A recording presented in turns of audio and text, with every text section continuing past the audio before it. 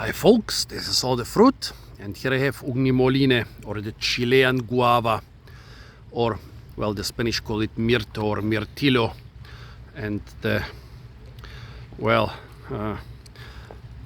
in New Zealand and Australia they call it New Zealand cranberry or tatsy berry, but we'll come to this later.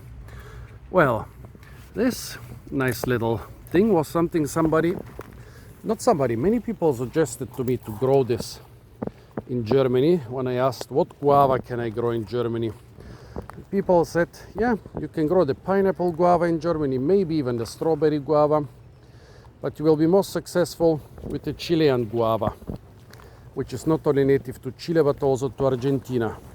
And here in this botanic garden in Germany, we just saw a plant in a greenhouse, in a cold house. Well, the plant was growing more or less in the shade, very tall, very few fruits.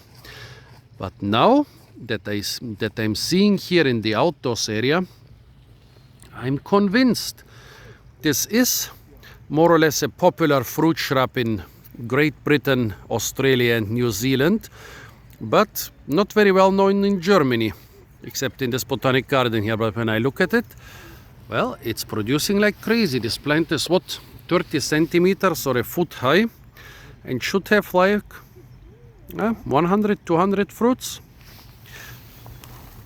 It comes from Chile and Argentina. Can stand quite a lot of cold. And for some reason it has become popular in Anglo-Saxon countries. Not so much in Europe. And the Australians and New Zealanders, they are trying to market it on a large scale like they did with the kiwi. Nowadays everybody thinks the kiwi is from New Zealand because they named it after their bird. And so the Chileans and the Argentinians, they are fighting among each other who this thing belongs to.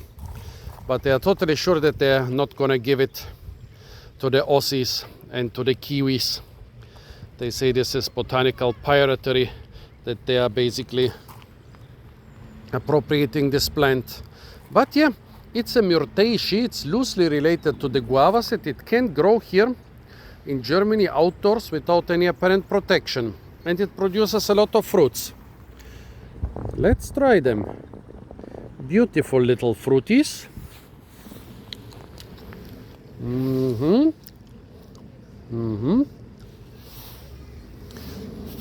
A nice myrtaceae flavor.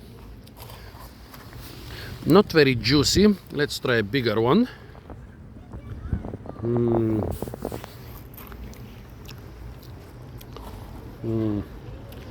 Not very juicy, not very sweet.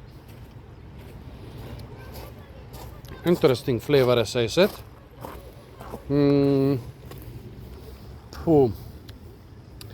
Not my favorite berry, partially because it's not very juicy, partially because it's not very sweet, and the skin is quite thick and tough.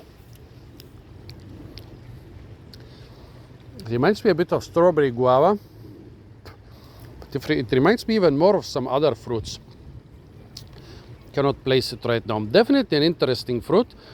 I would recommend it for cultivation here in Germany, but as I said, I wouldn't say it's my favorite fruit. If I compare it to what's similar to a currant, the flavor is more interesting than a currant, but it's less juicy. Yeah, not a bad fruit, but I'm not really overwhelmed. What does my beautiful but camera shy assistant say? Try this and tell me if you like it very much, or if you like it a little bit, or if you like it. Yeah, she is really trying not to get into the camera. So, what do you think? Quite aromatic. You like it, or you don't like it, or you like it a little bit? Yeah, not that much, maybe. Not too much. Okay, so we both agree that it's a nice fruit, but nothing spectacular. But I'm still really happy I managed to see it outdoors in Germany and growing so well and producing so nicely, because yeah, a slightly juicier and sweeter variety, I would totally like it. So folks, this was the Chilean guava, Ugni molinae. Stay tuned for a lot more fruit videos.